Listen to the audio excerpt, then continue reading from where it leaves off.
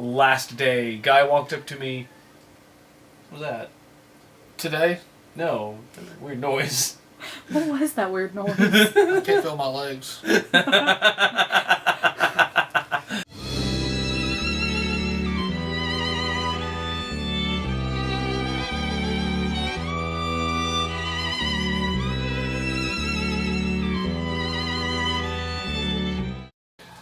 Okay, I'm exhausted. I think we both are. We're both exhausted. Oh my god. Hi people! We're back from ConNooga. Same day even. Like 2 hours ago. ConNooga, baby. I even got the room key because they do special room keys. That's how gangster they are at ConNooga. So it's been an eventful 3 days. Lots of loot, lots of stuff, lots of talking, lots of connections. A very successful panel that right now we don't have video for. Yeah, thank you, GoPro. Damn the GoPro! It switched to camera mode at some point, and we didn't know it. And so the guy who was holding it, thinking he was recording, was doing nothing. Which, I'm sorry, Danny. I'm sorry. You're still our boy, don't worry. We're still like you, deep down. Represent. Gangster style. And despite your embarrassment of it, humpings of legs occurred. Yeah, it did. I did. Hold on.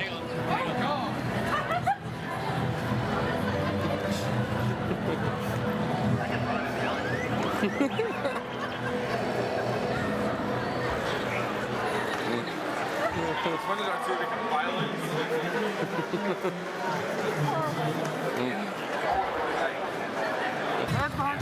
Let's go. Come on. You gonna let him do that? Why don't you place the sticker bounty on him? You got a minute on upgrades. Kick some butt, I'm telling you what. Excuse me. Dog, don't let him now. Hey, I'm not leaving a guy, and he would have ran from me. So I need help. No. My foot was coming loose. Don't judge me.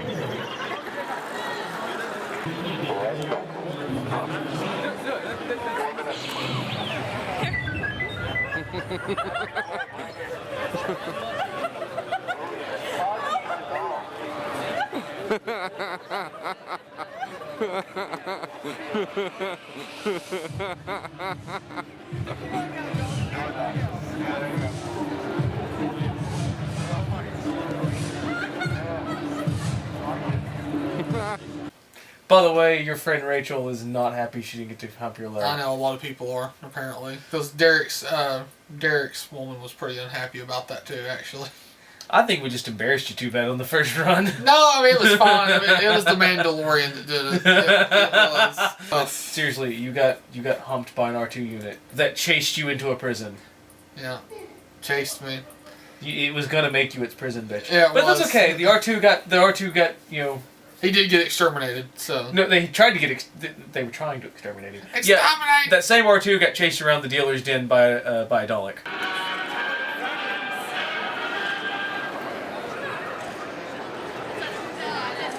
Hello, ConNooga. Drawing at the Monoblocks crate will be at noon.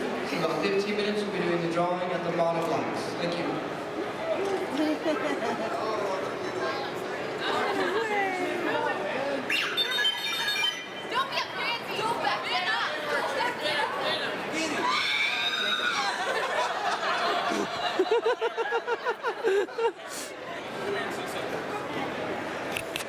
Sorry. At least the Dalek's not right around where you're starting. Help me, Obi-Wan Kenobi. You want me help?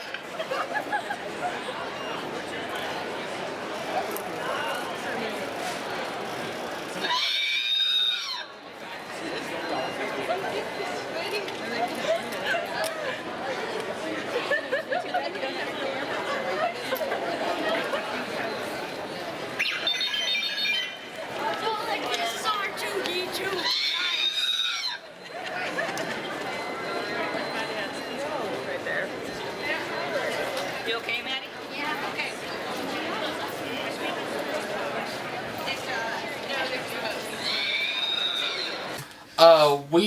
Which if you follow us on Facebook, which you should totally do, I posted pictures all weekend repetitively. And I've got 2 memory cards loaded with them. pictures. Which some of those will go up on the Facebook, the better ones. Yeah. There's a fucking Gingo Man there. That really did it for me. That and the Common Rider. But anyways, and then besides the panel being basically standing room only, that was probably the most tumbling, awesome experience ever. When we got told we were getting the panel, the first thought was, well, okay, we'll have people we know in there. We'll have people we know. We'll have, we're thinking like the guilt trip stuff. 10 people. 10 people was about the guess. And it was about half. It was about half people we knew, and about half we didn't. It was actually more than we didn't than we did. Yeah. Well, it was interesting because we got ready to start because we had about what we expected. It's like, yeah, we're about to start, and then here they just kept coming in and coming in, and it's like, and then people we knew during the middle of the panel didn't know we were the panel hosts, or the fact that we were even there, which that was really cool. Hadn't seen Kevin since high school. Oh, wow. And the other guy that was dressed up in the black suit and stuff, I went to high school with him too. Didn't know we were the panel hosts. They didn't even know about this until then. Wow. So, good times. Only got one complaint about it, or one complaint that I know of. It was really constructive criticism. So he was offering to help, and I ain't going to complain. Yeah, I mean, he was trying to help us during the panel. Yes, and he was, and I appreciate it. If you're watching this, dude, we appreciate it. Yeah, he runs. I don't know his name. I didn't get his name, but he runs the Who Stargate fan club out of Atlanta. Timegate or something like that. Timegate. Yeah. Okay, because that's a con actually. Yeah. But yeah, I didn't know he was in charge of that. But yeah. Well, I think he's one of them because he's sat at that table most of the time. But and he come in. What doctor did he come in as? He was a doctor. I think he was the first doctor. Can I talk on camera? Yeah, you Yay! You can talk. I've been trying to keep quiet. It's actually William Hartnell. He's dressed up as the first doctor. Yeah, that's what I thought. He was the first doctor. Yeah, he was. I don't know him as well as you, obviously. So there was lots of stuff. We met lots of cool people. Yes, we did. And we can't say anything now because nothing's official. But we might have some of the biggest possible news that could possibly be had for you in a few weeks. Yes. Yes. And not only that was. But we also got a possible hotspot for a future episode too. We met so many cool people, much potential for so many different things. Yes. I want to start with this one I was because going to start with this guy. Would you grab the autograph? Yeah, I gave this the job. So this guy loved us and all weekend. This guy was like super cool, and he's gonna have pictures of us all over his Facebook. And we are so gonna try to return the favor in some manner. Oh, of course. I think I pushed more of his book than anybody. Yeah. Which, I mean, I'm not a reader, but I actually plan on reading that. Okay, so the guy's name is Timothy Price. He is a huge Godzilla fan, and he has written this independently published novel, and it's called Big in Japan. Oh. And it's about a rock band that fights kaiju. And any Godzilla fan just went, what? Yes. And he had after midnight. He had Super 8 film reels of Godzilla films and kaiju films running at his table. He was all about talking to us, and he had toys of Godzilla, and he gave you a shirt, which was really cool. Yeah, he just threw a shirt. Yeah, he just threw a shirt in my bag. And when Retro Blue Robbie was there, we were like, Robbie, go, because Robbie is one of the hugest Godzilla fans, and it was like instant bromance for them. It really was. And everybody that bought his book got the autograph, and I can't remember which one did he say that he was in? He was in one of the Godzilla It movies. was Gigan, I think, or was Godzilla versus, or it was King Ghidorah. King Ghidorah. Yeah. It was Godzilla versus King Ghidorah, and he was in one of the Ultramans. Yes, and he's actually got a character in the book. Yeah, that's his likeness right there. Which for those of you who don't know what Ultraman is, Ultraman. We had one adaptation of it in the mid-90s during the Power Rangers craze, which was called Superhuman Samurai Cyber Squad. That was a form of Ultraman. It was actually Gridman. It was an offshoot or something. But anyways, I just want to throw that in there for knowledge's sake. But yes. And after that, we also met some independent game, an independent game company. I'm going to move this. Yeah. These guys are based in Georgia, and they have had some successful Kickstarters. This is one of their games. It's called Rivet Wars. We're going to do a sort of let's play of this later. This is a miniatures game, but these guys were really cool. It's a little expensive, but they're independent. It was worth it, I think. I've got no problem spending money on independence. That box does not come open very easy. Oh crap! John, you can't get rid of our stuff. Oh no. So Yeah, and everything in here is packed up. That's why I said it's going to be interesting to open this up. Yeah, I remember you saying that.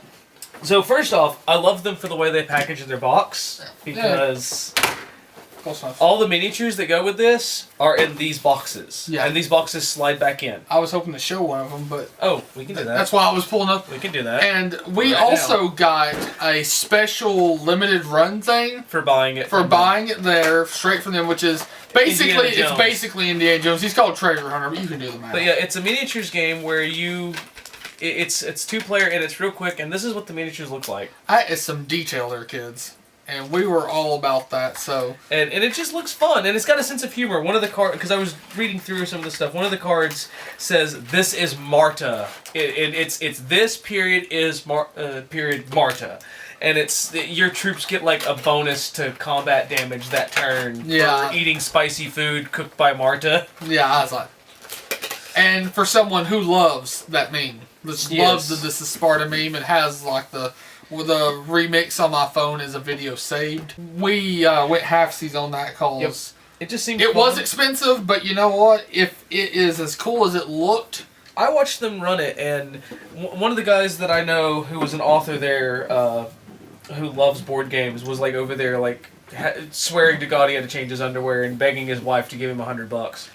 my boy Lee and them at the GameStop, which GameStop people are usually, but these guys are really cool. They actually don't. They take their off days to do that. They don't get paid for that. Oh, I know. So They get fed. Chad told me what the they offer did? was. Okay, well, yeah. Anyways, really cool guys in Goodwin. From when I was an energy drink vendor there, I basically supplied them with a free case just because they're my boys, and they were doing giveaways and stuff. So I was like, hey, we just mentioned we like something, and he was just like, take whatever you want. Like we got the Dishonored Tarot deck that was a pre-order only exclusive. Can't bitch about that. Nope. And then this Los Santos from GTA 5 Bug Van keychain that's a lot, which is kind of cool. Yep. A full brand new sealed copy of Halo 4. Yay! And a download code for Tomb Raider. So, I mean, that's kind of cool. And then, Luigi's Mansion Player's Guide, the Black and White 2 hardback cover Player's Guide. That was actually really nice. It was really It's nice. the collectors. The Animal Crossing Player's Guide. Now, while first-person shooters, especially nowadays, do not need Player's Guides, it's Halo, and I've got Halo stuff. The Halo 4 Player's Guide, and the really nice one, the Halo 5. Halo? No, Halo 5. Halo? Hey, I got Halo on the mind. No, GTA 5, which the Player's Guide for that's pretty ballin'. I like hardback Player's Guides. I still like Player's Guides. I like them. I just don't have room for them. That's my problem. For the games that are important, I get them. Like I got a few years ago, he hooked me up with the Fallout New Vegas hardback Player's Guide. I can't bring myself to open it. I literally can't. I mean, just can't. Yeah, I can't blame you on that one. And then me, I didn't bring all my stuff. I went kind of board game happy because I've been on that kick where my gaming group has an off week. Right. And we still have people wanting to do stuff, so I've been watching a lot of Will Wheaton's Tabletop. Please like us. And he plays some really fun games. I brought over Fortune and Glory. That was really fun. That was fun. I brought this Castle Panic was one of the ones I picked up this weekend. I also got Ascension in one of its Ascension. The Cthulhu one, the Cthulhu add-on. No, that's Smash Up. I got Smash Up and the Smash Up Cthulhu.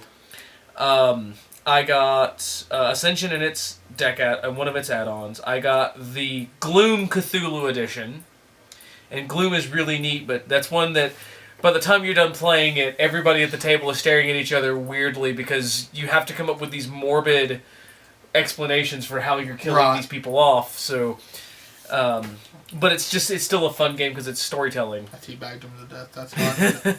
But no, you've got a card that says how it happened. Yeah. You've got to come up with how that works. That would be funny if you made your own though. I teabagged or It'd be like a Gloom Cards Against Humanity type deal. Yeah. Oh God. And then I got Takenoko, which is a tile-based game where the Emperor of Japan was given a pet panda, and the panda's eating up the bamboo gardens, and you're the gardener, and you either have to make it eat the bamboo that you don't need, because you draw cards, and the cards are worth points, and that's how you win. It's really weird, but it's really neat because like everybody's forcing the panda to eat other people's bamboos. So you're basically... But you're also trying to grow bamboo. No. You're basically supporting panda obesity. That's what you're doing. They've got to do something because Lord knows they're not reproducing.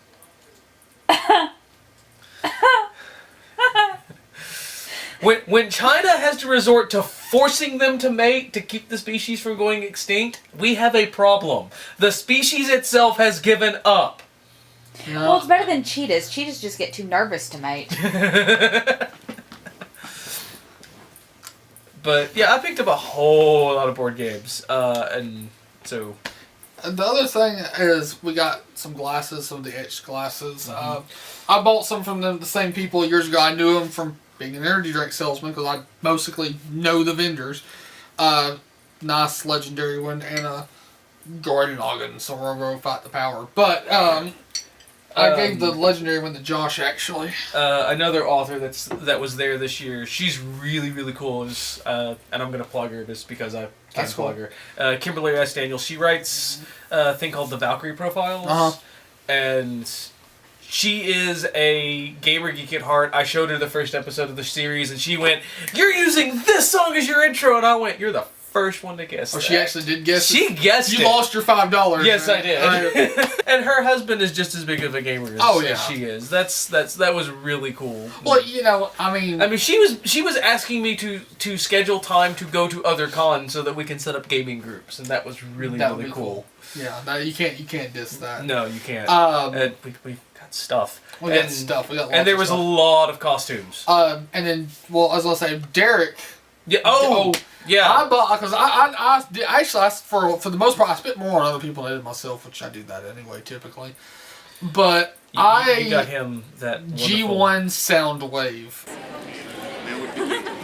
They don't have puppies, they have kitties.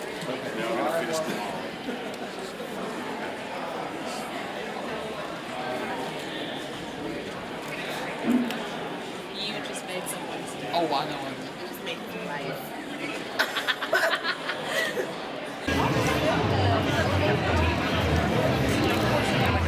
How much you pay for him? Went down to 55 bucks. How much was he wanting for him before? Going for 60. Show all of them. Show all of them. So, got him down to 55. Keep in mind where my camera's pointed. I'm right on your hand. So, no, I'm right on your hand. You're good right now. Okay. But when you bring the next one up, put it right in the same place. Okay.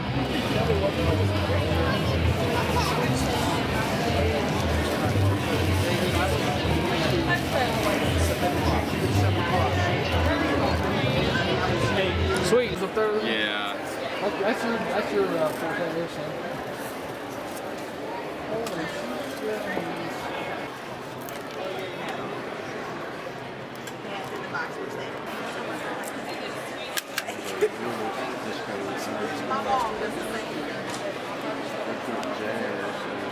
Bishop, yeah.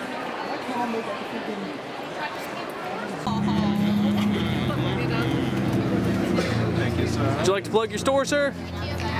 Green Door Toys, Chattanooga, Tennessee, 4121 Hickson Pike. Thank you. Step back. Do you want a bag? Yes.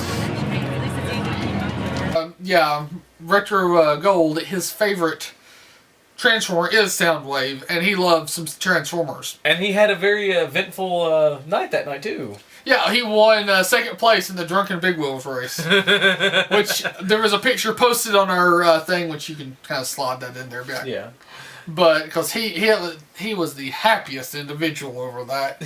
He's like, I'm going for the gold. You know, he was going, Retro Gold's going for the gold next year. It was hilarious.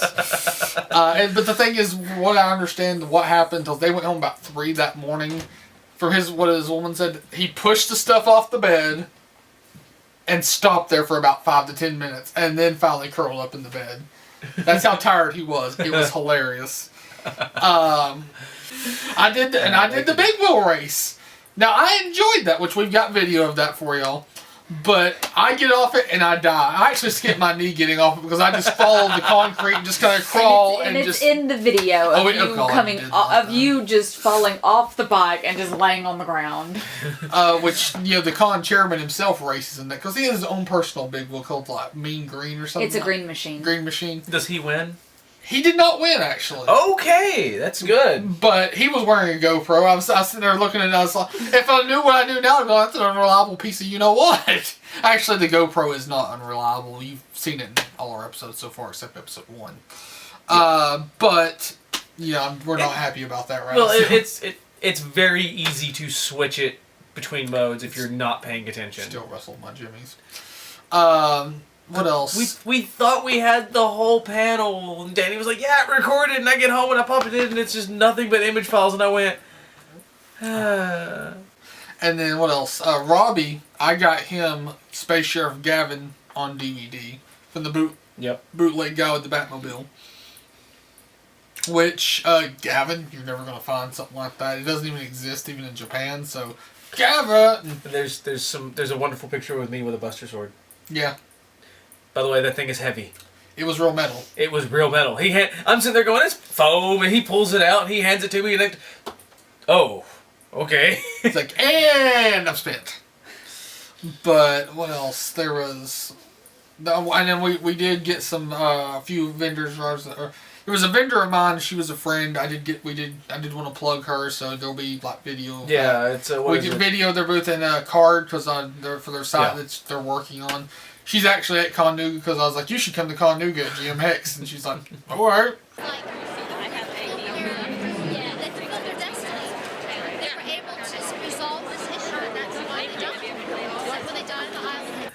After day one, the vendors hall, the exhibitors hall was a lot better. After Friday's always slower.